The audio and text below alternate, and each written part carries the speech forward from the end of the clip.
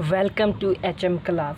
आज हम स्टार्ट करेंगे माइक्रो इकोनॉमिक्स का फर्स्ट चैप्टर, जो कि इंट्रोडक्शन ऑफ माइक्रो इकोनॉमिक्स है हम लोगों का क्लास 11 का। ठीक है, देखते हैं। माइक्रो इकोनॉमिक्स को स्टार्ट करने से पहले हम देखते हैं कि इकोनॉमिक्स क्या होता है। माइक्रो इकोनॉमिक्स स्टार्ट करने से पहले हम ये देखना है कि इकोनॉमिक्स क्या होता है, और इकोनॉमिक्स देखने से पहले हमें ये मालूम होना चाहिए कि इकोनॉमी क्या होती है। ठीक है, जो हम इकोनॉमिक्स की बात करते हैं तो उससे पहले हमारे ये पता कर रहना चाहिए कि इकोनॉमी क्या होती है। तो जैसा कि हम जानते हैं, इकोनॉमी वो प्लेस होती है जो लोगों को लाइवलीहुड अर्न, जो इनकम है उसको अर्न और स्पेंड करने का जो मीन्स प्रोवाइड करता है। ठीक है, कि अगर हमने 100 रुपया कमाया तो उसमें कितना को हमको स्पेंड करना है, कितना को सेविंग करना है, ये हमें बताता है इकोनॉमी। ठीक है, और जब हम इस इकोनॉमी की स्टडी करते हैं तो सोशल साइंस की जो स्टडी है उसी को हम क्या बोलते हैं, इकोनॉमी। इकोनॉमी को हम जो स्टडी करते हैं ना, तो हम लोग अपने सोशल साइंस को ही हम लोग इकोनॉमी कहते हैं। सो देखिए, हम इकोनॉमी क्यों पढ़ते हैं। फर्स्ट ऑफ ऑल, अगर किसी भी सब्जेक्ट में आपको रुचि है और आप उस सब्जेक्ट को पढ़ते हैं तो फर्स्ट ऑफ ऑल आपको ये जानना बहुत ज़रूरी है कि आखिर में आप वो सब्जेक्ट क्यों पढ़ते हैं, किस लिए पढ़ते हैं। ठीक है, हर सब्जेक्ट का एक मोटिव होता है। अगर हम इकोनॉमी की बात करें तो ये अर्थव्यवस्था को दर्शाता है। ठीक है, साइंस की बात करें बायोलॉजी, तो वो हमारे जो भी बॉडी पार्ट में है उसको बताता है। केमिस्ट्री की बात करें तो केमिकल रिएक्शन जो होता है उसको बताता है। फिजिक्स की बात करें तो वो हमें मोशन बताता है कि अगर एक गाड़ी रुकती है, जब बस रुकती है तो हम आगे की तरफ ही क्यों जाते। तो हर एक सब्जेक्ट का अपना अपना एक मोटिव होता है, हमें उससे क्यों पढ़। तो उसी तरह हम इकोनॉमिक्स पढ़ने से पहले ये जानते हैं हमें इकोनॉमी क्यों पढ़ना है। ठीक है, तो इसका सबसे बेसिक रीज़न ये है कि स्कार्सिटी के बारे में जानने के लिए। जी हाँ, स्कार्सिटी।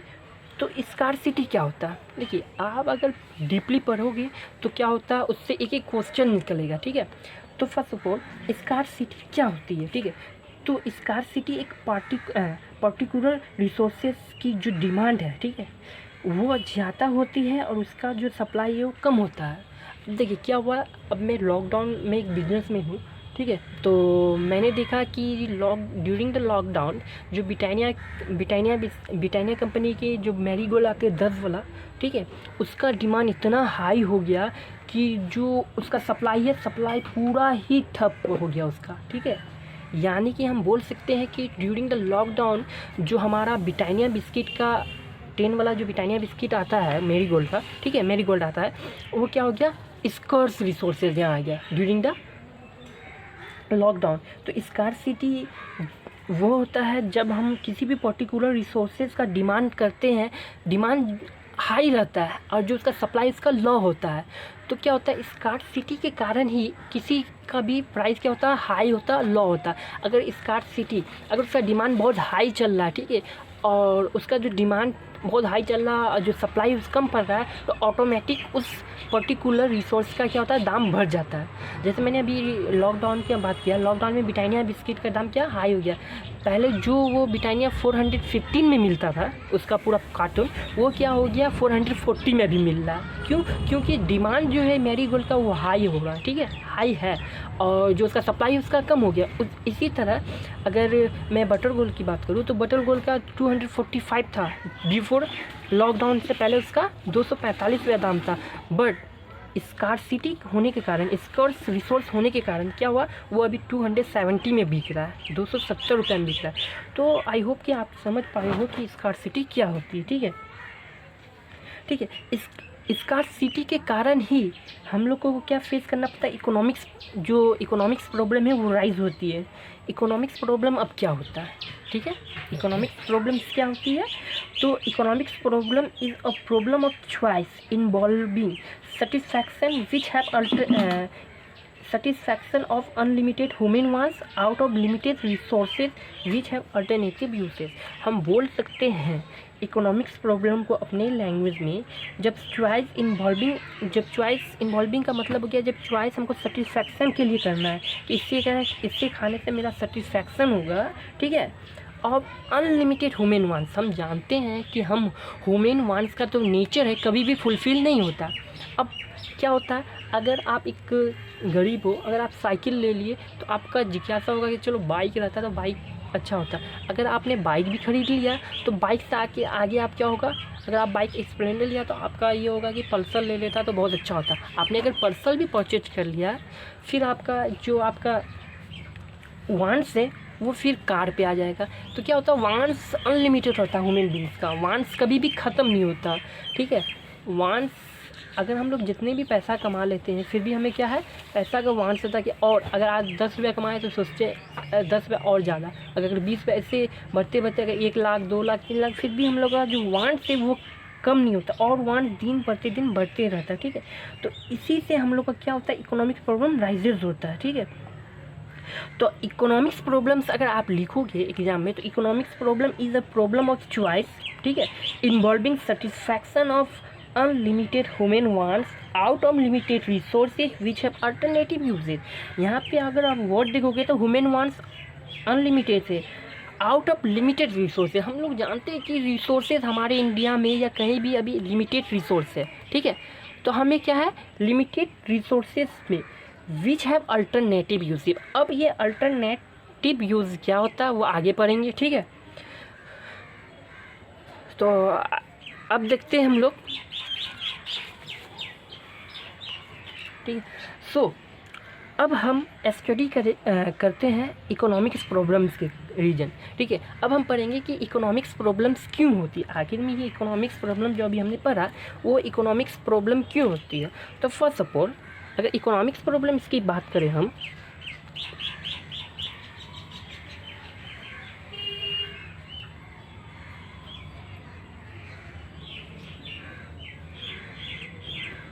इकोनॉमिक्स प्रॉब्लम्स की बात करें हम लोग तो इकोनॉमिक्स प्रॉब्लम क्यों होता है।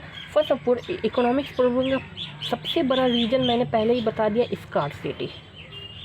ठीक है, स्कार्सिटी क्या होता है, स्कार्सिटी में हम लोग चॉइस को क्या करते हैं, स्कार्सिटी जो होता है एक पर्टिकुलर रिसोर्सेज का जब डिमांड होता है वो हाई होता है और उसका जो सप्लाई है कम होता है, तो हम बोल सकते हैं स्कार्सिटी इज़ स्कार्सिटी जो होता है एक पर्टिकुलर रिसोर्सेज, किसी भी रिसोर्सेज का जब demand high, when the demand high for a commodity और product and supply is less than scarcity take place, वहाँ पे स्कार्सिटी अपनी जगह बना लेती है। ठीक है, और इसमें क्या होता है, डिमांड जो होता है स्कार्सिटी में, डिमांड जो होता है हम लोगों का ज़्यादा होता है, डिमांड मोर, एंड जो सप्लाई होता है, जो सप्लाई होती है वो लेस होता है। तो हम बोल सकते हैं स्कार्सिटी में डिमांड ज़्यादा होता है और सप्लाई कम होता है। तो इसी तरह से सेकेंड अगर हम लोग देखें इकोनॉमिक्स प्रॉब्लम का, तो अनलिमिटेड ह्यूमन वांट्स,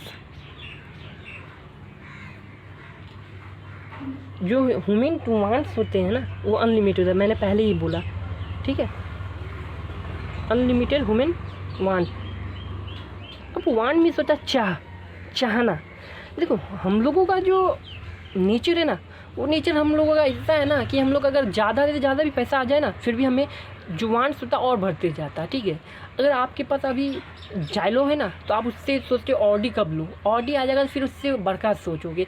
तो हम लोगों का जो वांट्स है वो कभी भी ख़त्म नहीं होता। वांट्स, अगर आपने कभी दुनिया में सुना है किसी इंसान ने बोला गया अब हमें कुछ किसी के दरकार नहीं, अब मैं खुश हूँ।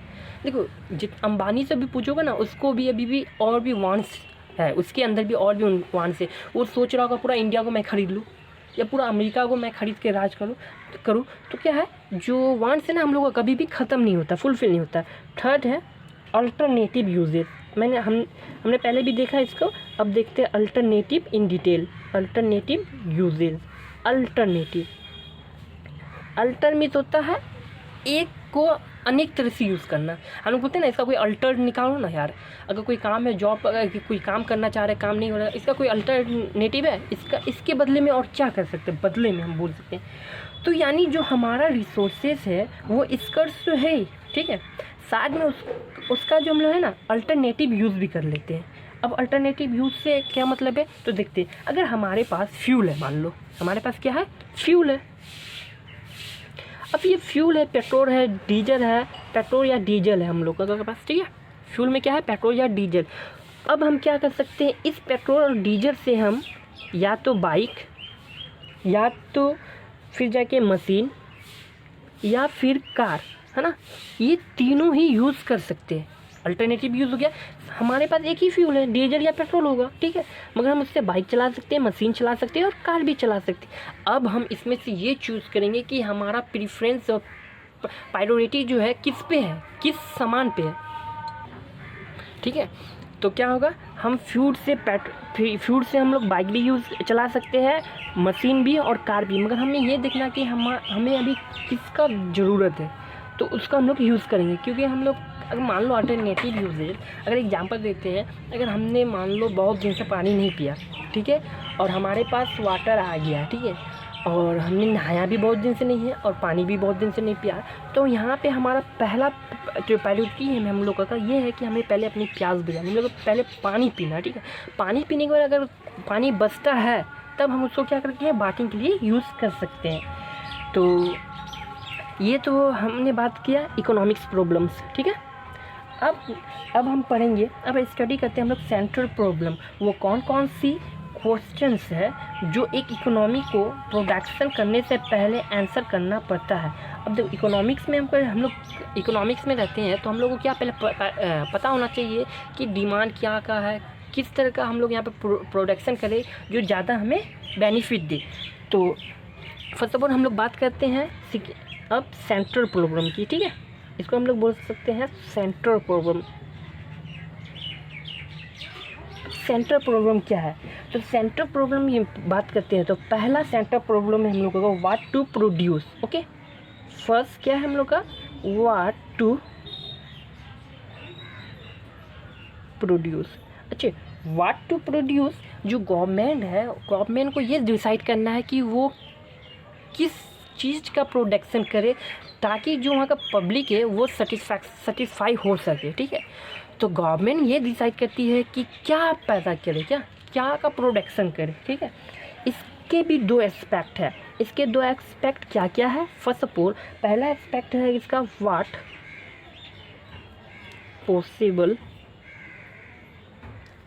पॉसिबल कमोडिटी, ठीक है,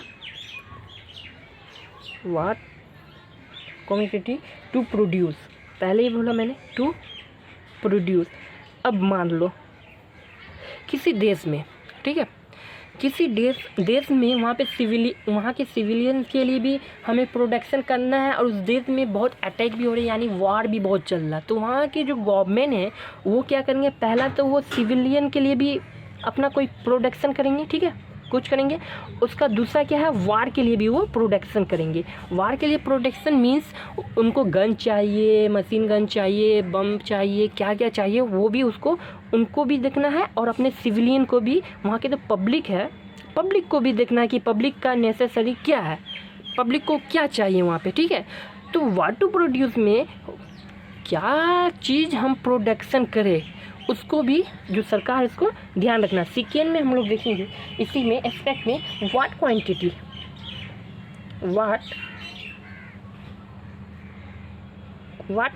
टू प्रोड्यूस, ठीक है, व्हाट क्वांटिटी टू प्रोड्यूस।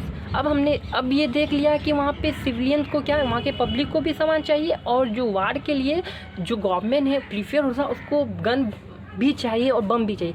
अब यहाँ पे जो व्हाट क्वांटिटी टू प्रोड्यूस की बात करते हैं, तो वहाँ की जो गवर्नमेंट है उसको डिसाइड करना कि वो ज़्यादा किस पे दे।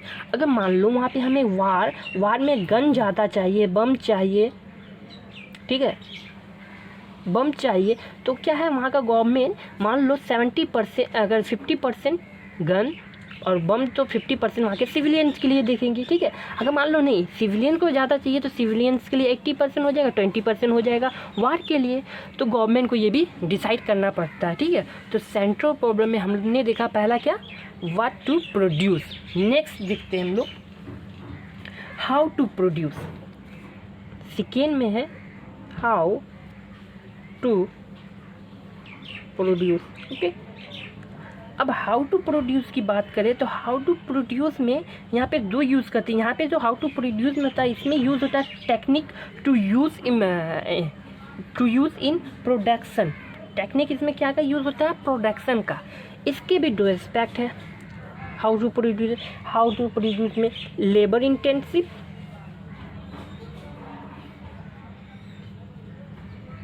और कैपिटल इंटेंसिव।